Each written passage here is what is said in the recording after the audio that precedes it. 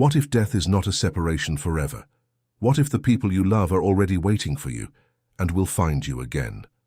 But only if you don't make one specific mistake in this life. Today you'll learn why some people feel familiar from the very first second. And it's not an illusion and not psychology. How the mechanism works that keeps souls together between lives. What exactly in this life determines whether you'll find the ones you love again. The dangerous trap that makes loving people walk right past each other without recognizing one another, and the specific actions that increase the chance of meeting again. Stay with me, because one detail from this video will change how you treat the people you love. Starting today, let's start with the evidence, because before we talk about mechanics, you need to understand this is not a comforting theory. This is documented reality. The University of Virginia, Division of Perceptual Studies, Dr. Ian Stevenson, a psychiatrist, a scientist, a man who spent 40 years studying cases of past lives. He collected over 3,000 documented cases from around the world. Cases where children described past lives with a precision that defies coincidental explanation. Names, addresses, details of events, physical birthmarks that corresponded to wounds from past lives. And again in these cases, one unexpected detail kept surfacing. Children recognized people from past lives, who were still alive. They ran toward them, called them by names nobody had told them, remembered conversations that happened before they were born. Stevenson documented this again and again, the same souls, different bodies, different times, but the same connections, as if some force, was pulling them toward each other again, regardless of distance, regardless of time. The most famous case in American history, James Leininger, a little boy, 2 years old. He started describing how his plane was shot down over the Pacific. He named specific details, the name of the aircraft carrier, the names of other pilots, the type of aircraft. His parents, committed skeptics, devout Christians, spent years verifying every detail. Every single one matched. He described the men he flew with. When the family found one of the surviving members from the same squadron, an 80-year-old veteran, the boy at their meeting called him by a nickname used only within that squadron. The veteran went silent. That nickname had never been documented anywhere. It could not have been guessed. But the most important thing about James's story is not the plane and not the war. The most important thing is this. He was looking for these people. He remembered them. He didn't settle until the family found them, as if something inside him knew these connections were unfinished, that they needed to be found. Cayce explained this through what he called a soul group, and this is where the most important part begins. Cayce said in trance that people don't come into incarnations randomly, not alone. They come in groups, the same souls, again and again, in different roles. The one who was your mother in one life may become your child in the next. The one who was your enemy may become your best friend. The one who was your lover may become your brother.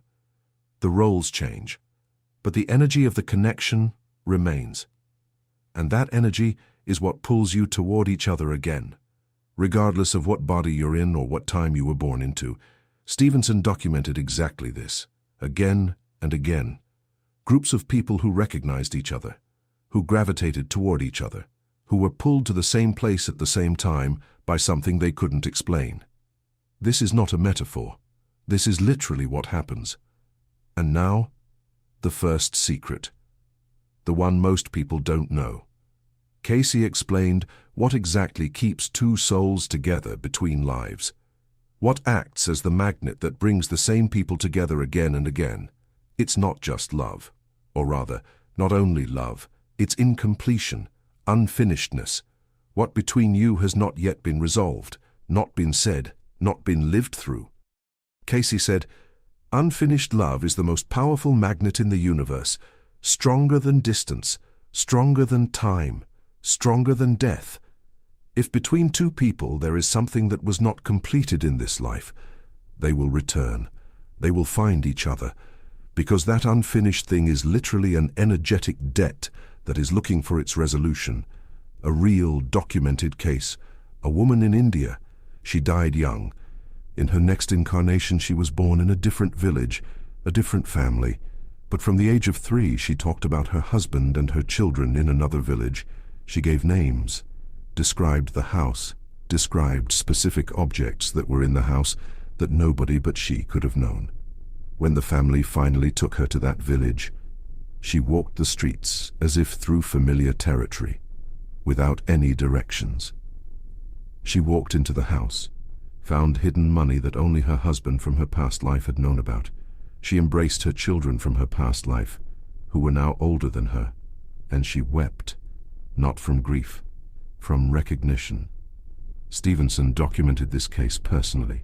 He spent several days in that village, interviewed everyone. Coincidence after coincidence, a connection that survived death, a connection that found itself again, because it was unfinished. But now, something most people don't expect to hear, the turn that changes everything. The dangerous trap that makes loving people walk right past each other and not recognize one another. Cayce spoke about this rarely and carefully because it's painful. But it's important to know. Not every unfinished connection creates a magnet. Some create a barrier. There is a specific type of energy between two people that produces not a magnet, but a wall. And that type of energy is unforgiven resentment. Cayce explained this through vibration. Love is a high frequency, resentment is low, and when enough unforgiven resentment has accumulated between two souls, their frequencies diverge so far that even in the next life they may find themselves right next to each other and feel nothing, not recognize each other, walk right past, like strangers. Think about this. How many times have you found yourself near someone and felt something inexplicable? A mild irritation for no reason, or the opposite, an unexplainable pull that frightened you. Cayce said, both of those are echoes of past lives. Irritation without cause, that's unforgiven resentment from a past you don't remember, but that your soul remembers. The pull that frightens you, that's unfinished love searching for its completion. This is not psychology. It's the energetics of past connections bleeding into the present.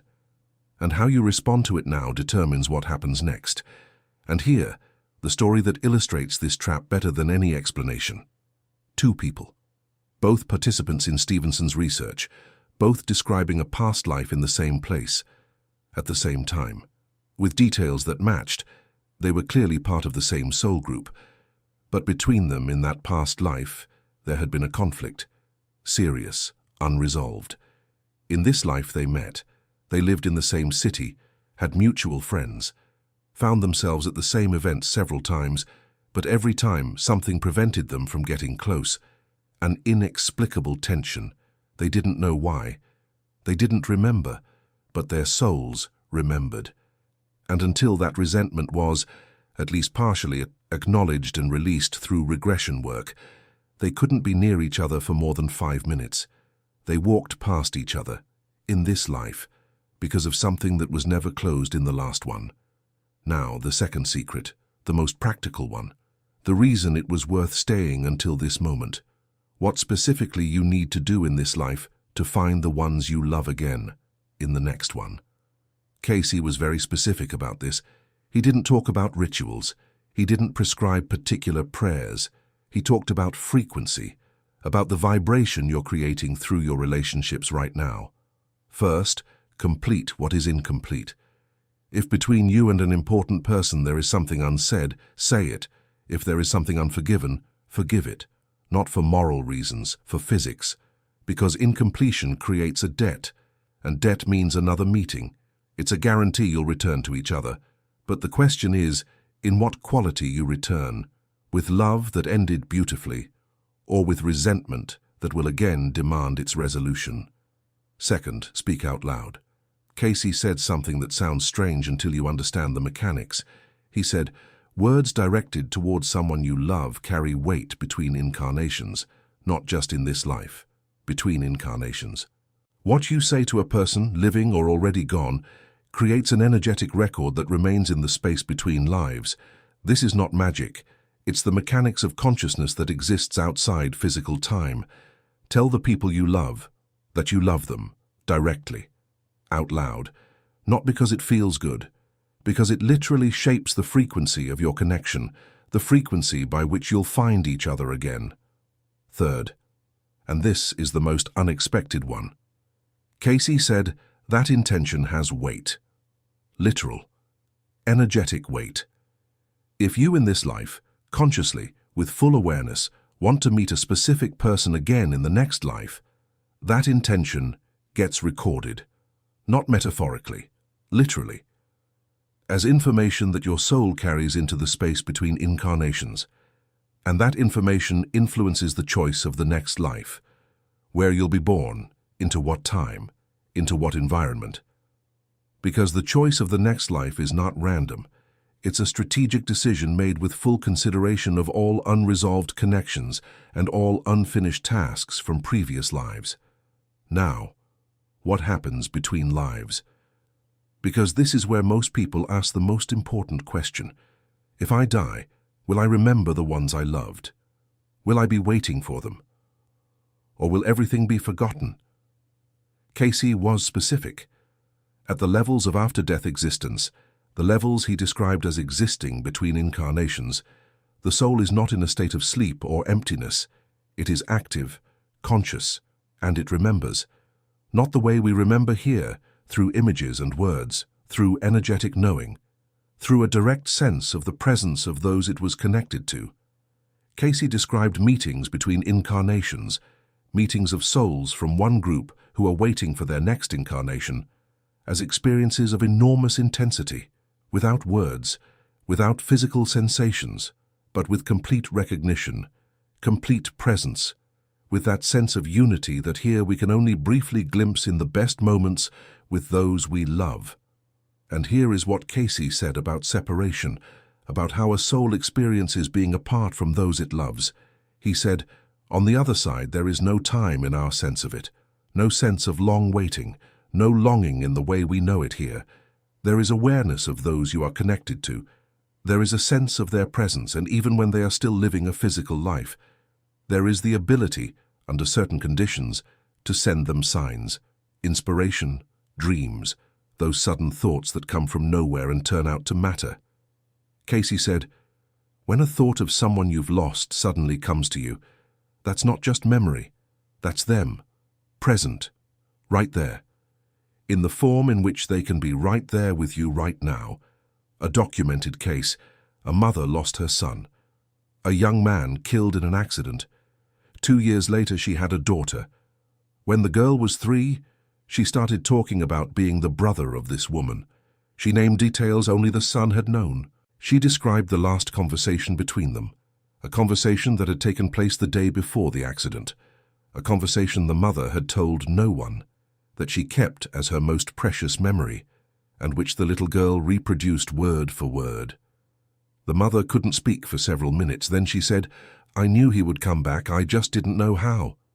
Cayce would have said, because the connection was too strong to remain unfinished, because between them there was still too much unlived, and the soul found a way to return to the same person, in a different body, in a different role, but with the same recognition. And now, the most important moment in this entire video, the one that made it worth staying until the end. Cayce said, most people think that meeting their loved ones in the next life is something that either happens or it doesn't, that it's not in their hands, that it's fate or luck or the will of God. That's not true, at least not entirely. The quality of your relationships in this life is literally the construction of your next incarnation. Every time you choose love over resentment, you tune the frequency of your connection with that person to a higher level. Every time you forgive, you remove a barrier that might make you walk right past each other next time. Every time you say what matters, out loud, directly, without putting it off, you create an energetic record that will outlast this body and this life.